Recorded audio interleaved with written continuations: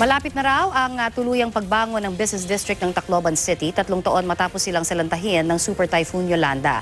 Pero ang Pangulo dismayado dahil marami pa rin daw Yolanda survivors ang wala pa rin permanenteng bahay. Balitang hatid ni Sandra Aguinaldo.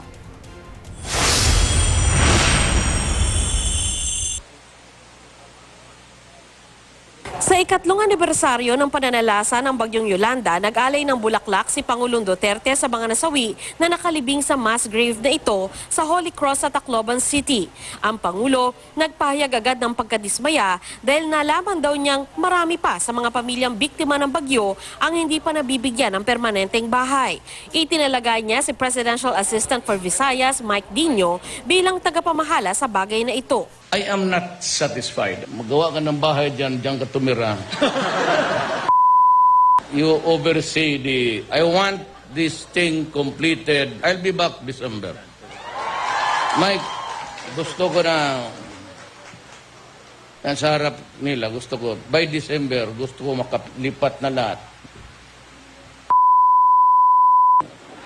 Yung tubig na yan, gawaan mo sila ng swimming pool. Pag hindi mo nagawa yan,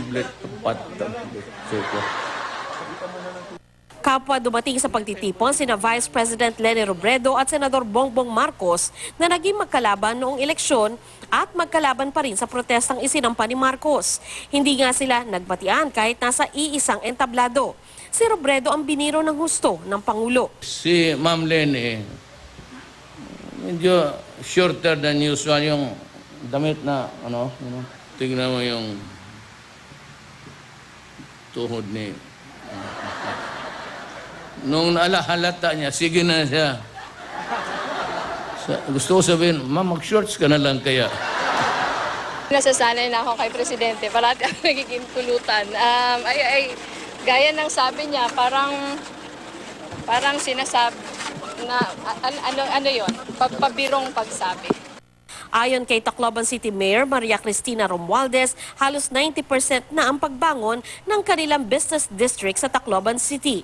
Ang inaasikaso nila ngayon ay yun pa ring pagtapos ng mga permanenteng pabahay para sa mga biktima ng bagyo na naninirahan sa danger zone. So far, ang nailipat namin is 2,500 families dun sa norte, and we're targeting another at least 13,000 to 15,000 families in the next 2 years. Sa misa at programang ginawa sa Astrodome ng Tacloban, nakiisa din ang iba't ibang bansa at international organizations na tumulong sa mga biktima. Pinasalamatan sila ng mga Taclobanon.